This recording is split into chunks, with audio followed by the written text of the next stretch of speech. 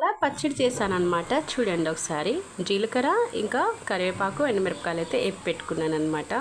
So ఈ విధంగా AP పెట్టుకున్నాను. అలాగే వేరుశనగ పప్పులు కూడా, ఇంకా కొద్దిగా చింతపండు. అంటే ఇంతకుముందు ఒకసారి నేను షార్ట్ వీడియోలో చింతొక్కు వేసేసి చేశానమాట. చింతొక్కు అంటే ఉప్పు తొక్కు కదా, పచ్చి చింతకాయలు దంచి సంవత్సరం సరిపడేంత నిల్వ పెడతారు కదా, అది మనం పచ్చట్లో వేస్తాం. కానీ నేను ఈసారి చింతపండు వేసి నానబెట్టి, చింతపండుని తగినంత తీసుకొని ఒక నిమ్మకాయ సైజ్ అంతా నానబెట్టేసుకొని ఇందులో వేసాను అనమాట. సో ఇలా వేసేసి టమాటాలు అన్నీ మగ్గబెట్టేసుకొని ఇలా పచ్చడి చేస్తే దోశలోకి, ఇంకా వడలల్లోకి, లేదా అన్నంలోకి కూడా ఇలా చేశారంటే మరీ జోరుగా కాకుండా గట్టిగా కాకుండా ఇలా మీడియంగా చేశారంటే మనం దోశలోకైనా తినచ్చు, లేదా అన్నంలోకైనా తినచ్చు అనమాట. నేనైతే మధ్యాహ్నానికైతే అన్నంలోకి అని చెప్పేసి చేశాను. ఇంకా టిఫిన్లోకి వస్తే ఏమంటారు, వడ చేశానమాట. వడలలో కూడా నంచుకోవడానికి ఇది బాగుంటుంది, చాలా బాగుంటుంది. ఇంకెందుకు ఆలస్యం, ఇప్పుడే ట్రై చేయండి. వీడియో నచ్చితే లైక్ చేసి షేర్ చేయండి.